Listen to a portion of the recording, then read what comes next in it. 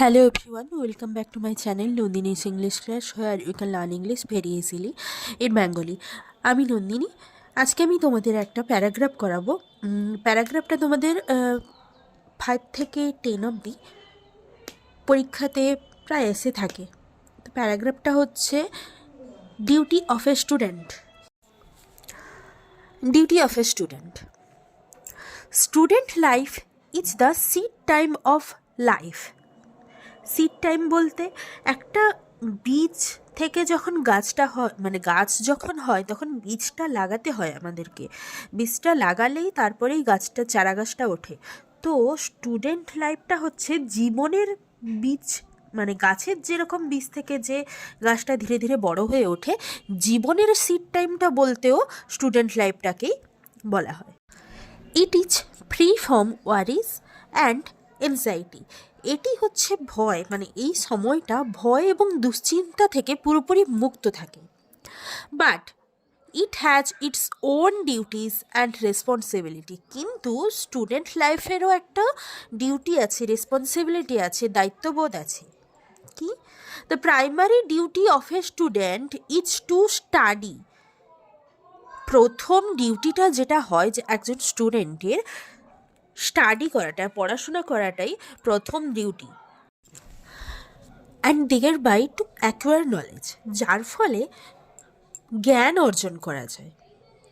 He should also form some good habits and lead a disciplined life. অবশ্যই ছাত্রদের কিছু ভালো অভ্যাস থাকা উচিত এবং একটি ভালো জীবনের নেতৃত্ব করা উচিত। He should cultivate such Nobel qualities as punctuality, honesty, etc. তো কাল্টিভেট মানে তো চাষবাস করা। এখানে কাল্টিভেট কথাটার অর্থ হচ্ছে নিজের ভিতরে গুণগুলোকে আনা দরকার, চাষ করা, নিজের ভিতরেই চাষ করা। চাষ করা মানে উত্থান করা দরকার, উৎপন্ন করা দরকার।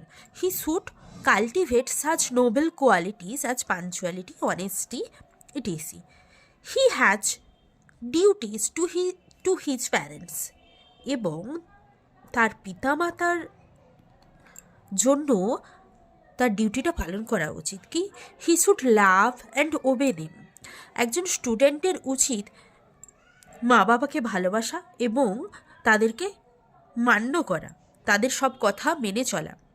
হি ought to do nothing that will displaced. স্টুডেন্টদের এমন কোনো কাজ করা উচিত নয় যাতে তাদের মা বাবাদের মাথা নত করতে হয়। Students have great duties towards the society. ছাত্র সমাজের বা ছাত্রছাত্রীদের সমাজের প্রতিও একটা দায়িত্ব, কর্তব্য থাকা উচিত। It is their duty to serve the suffering humanity. তাদের উচিত বা তাদের এটা ডিউটি যে এই সমাজকে, যারা কষ্ট পাচ্ছে তাদেরকে পরিষেবা দান করা।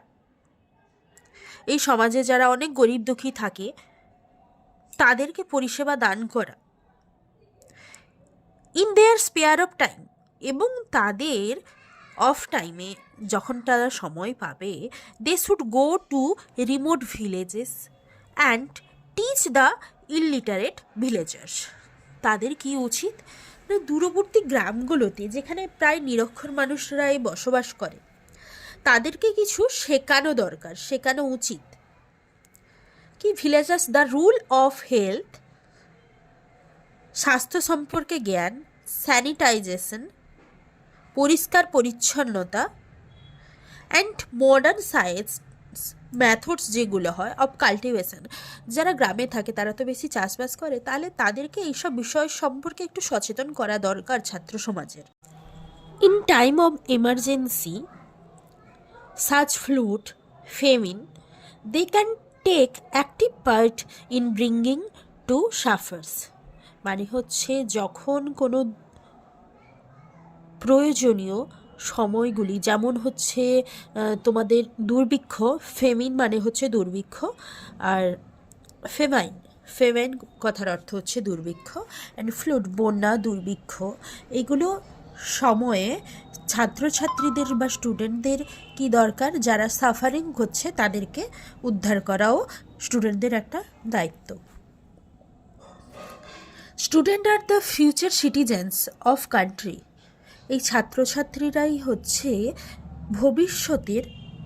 ভবিষ্যৎ প্রজন্মকে নিয়ে যাবে। সুতরাং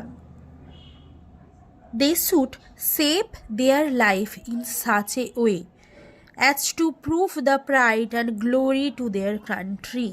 এবং স্টুডেন্টদের এটাও একটা দায়িত্ব যে নিজেদেরকে তাদের সেভ করে রাখা, নিজেদেরকে সব কিছু থেকে বাঁচিয়ে রাখা, যাতে করে কি হয়, এমন একটি পথ তৈরি হয় যেটা তাদের জন্য এবং দেশের জন্য গর্ব করার জন্য একটা মুহূর্ত তৈরি হতে পারে তাদের দ্বারা।